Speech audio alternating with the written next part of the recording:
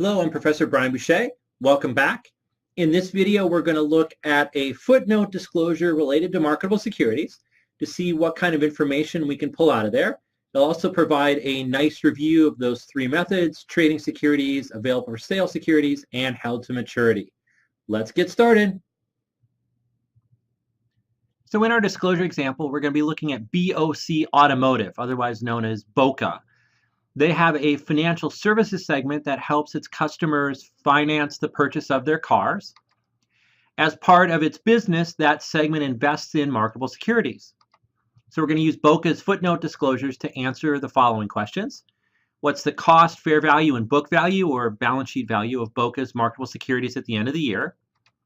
What were any accumulated unrealized gains or losses as of December 31, 2012? Where have they been recognized? Did BOCA recognize gains or losses from selling securities during 2012? What was the book value of the securities they sold? And could BOCA have increased its pre-tax income in 2012 through changes in how it managed its marketable securities? So here is footnote 6 from BOCA's annual report, which summarizes their marketable securities. So looking at the rows, we have trading securities, available for sale securities, and then held to maturity securities. Looking at the columns, we have amortized cost, which is the original cost, any unrealized or gains or losses since it was purchased, and then the current fair value as of December 31, 2012. And note the trading securities, we get just the total. Available for sale and held to maturity, it's broken out by what kind of securities. So U.S. government debt, municipal debt, foreign governments, corporate debt, that would be corporate bonds, mortgage-backed securities, other debt, and then equity securities. Why doesn't BOCA give us more details about their trading securities? Are they trying to hide something? Yes, they are trying to hide something. Companies will often not provide a breakdown of their trading securities because they're trying to earn short-term profits. They've got some kind of strategy or some kind of information advantage, and they're afraid that providing the detailed breakdown of where they have their investments in securities might give away where their information advantage is. So in the name of keeping their investment secrets secret, they show just one line item for trading securities. So let's start answering some of these questions, starting with what's the cost of those securities? And we look in the amortized cost column, and we can see at the bottom it's 6025. So that's the answer, 6025. What's the fair value? Again, there's a total at the bottom of the fair value column, 5746. What's the book value? So what's the amount that this is going to show up on the balance sheet? Well, that's a little more complicated. Trading securities, TS, are going to show up at their fair value, 711. Available for sale securities will show up at their fair value, 3707. But held to maturity will show up at their cost, 1363. So what shows up as book value on the balance sheet is 5781. Really? BOCA knows the fair value of its HTM securities but does not put it on their balance sheet. How can they get away with that? So remember, the idea of this held to maturity method was that some companies argued, hey, if I'm going to have a 5-year bond and I intend to hold it for 5 years and just collect interest and principal, who cares whether the value goes up or down in the meantime? So the FASB said, fine, you can do that under that method, but they threw in this kicker that you have to disclose fair values of all your financial instruments, your marketable securities. So even though it doesn't show up on the balance sheet, we can at least go to the footnote and see what the fair value of these securities are. So it's not really hidden from us. We can just dig into the footnote and find the answer if we want to know what that fair value is. Next question, what are the accumulated unrealized gains and losses? So the total gains or total losses between when the security was originally bought and what it's worth today. So the gains, the total accumulated unrealized gains are 49, which is the total in this column here. And losses, it's the total of the gross unrealized loss column, which is 328. How can they have both unrealized gains and unrealized losses? And look at those losses. They are almost as bad at managing their portfolio as my brother is at managing his. How would you like to have losses in your teeth? Come on, guys. Just calm down. Let's finish the video and then maybe you can take it outside or something. Anyway, so when we look at these categories like foreign debt securities or equity securities, obviously it's lumping together a lot of investments. So within equity securities, you could have investments in a large number of companies, and even within the same company, you could have investments that were bought in the past a long time ago versus more currently. And then each of these different investments are going to have embedded gains and embedded losses. And we want to keep track of those embedded gains or embedded losses separately so that when we sell the securities, we know whether that individual security we got a gain or a loss. So we aggregate all of this together, but in a more detailed level that we don't see here, we do keep track of individual unrealized gains and losses on all of our different investments. Now let's talk about where these unrealized gains or losses have been recognized in the financial statements. So the ones that have gone into AOCI are from the available for sale securities. And what we put into AOCI is a net unrealized loss of 249. So that's the 279 of unrealized losses minus the 39 of unrealized gains leads to a net unrealized loss in AOCI from the available for sale securities of 240. What's gone into net income? Well, trading securities is the method where the unrealized gains or losses go to net income. So if we look up to trading securities, it's going to be a net of 4 in losses that have been recognized. So that's 10 of unrealized losses minus 6 of unrealized gains leads to net recognition of 4 of unrealized losses. Now notice those are not all necessarily during this period in net income because it's mark to market all through the time you hold it. So, but that 4 is the cumulative net income effect from when the securities were bought up until now. And then finally, how much has not been recognized at all? That's the held to maturity part. Remember, held to maturity, you don't mark it to market, so those losses never have to go anywhere else.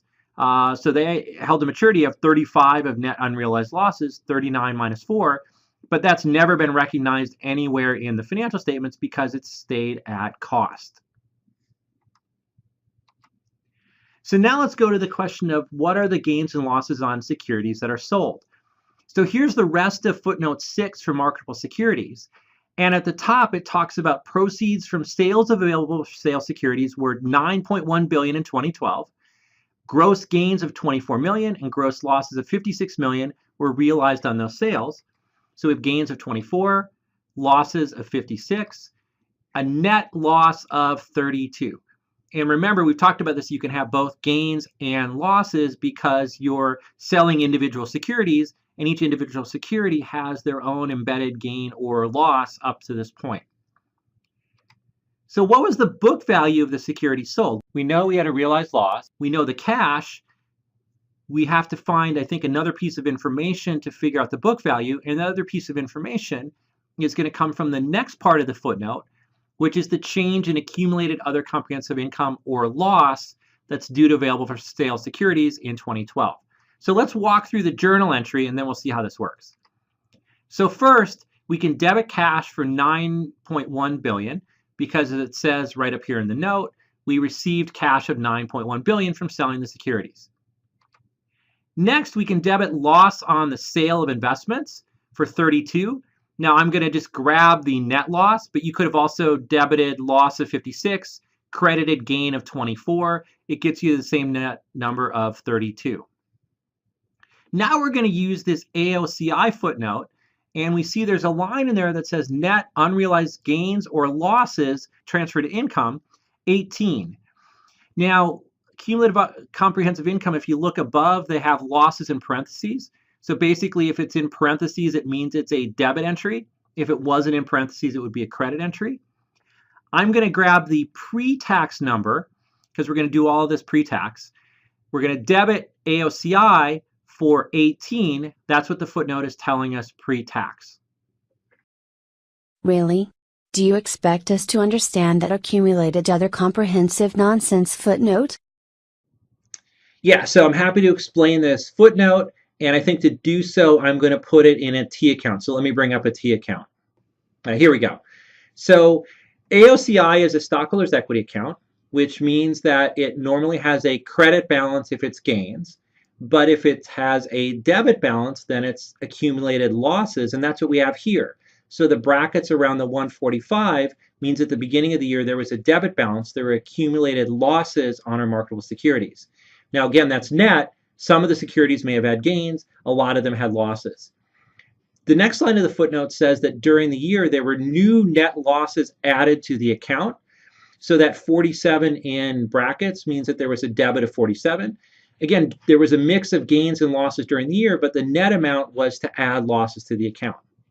The next line tells us the use of AOCI based on security sold. So I didn't say that right, but taking gains out of AOCI when we sold the securities. So 18 in brackets is a debit. Now we know those are gains because initially the gains would have went in the account as credits, and to get them out we have to debit them.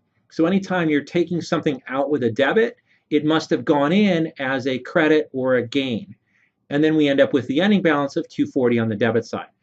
So it looks like what happened is, even though we had net unrealized losses on our securities coming into the year, we had a bunch of securities in there which had gains. They had gone up in value. We sold those during the year, so we pulled those gains out, but they had come down in price substantially, so we suffered net losses on those securities. So that's my attempt to try to fight through all the information that we get in this footnote. So now that we have the debit to AOCI in there, we are only missing one thing, which is the book value of the marketable securities sold. So we can plug that credit as 91.50. So that's the credit that makes this balance, and we can see what the book value is of the securities that they sold. Last question to work on. Are there any ways to increase 2012 pre-tax income by changing how we manage our marketable securities? One thing we could have done is, for the available for sale securities, is sold the securities with unrealized gains, which would have basically brought those gains from AOCI into the income statement, and we could have increased our pre-tax income by as much as 39. Can a company actually choose whether to sell securities with gains instead of those with losses? My brother would never be able to do that. He never has any securities with gains. Yes, a company could absolutely choose to sell certain securities that had gains versus certain securities that have losses. There's a technical term for this activity. It's called cherry picking. And one of the reasons that we look through the financial statements is to try to get a sense for whether managers may have been acting in that kind of behavior. Another way you could have increased your pre-tax income is don't sell securities with unrealized losses.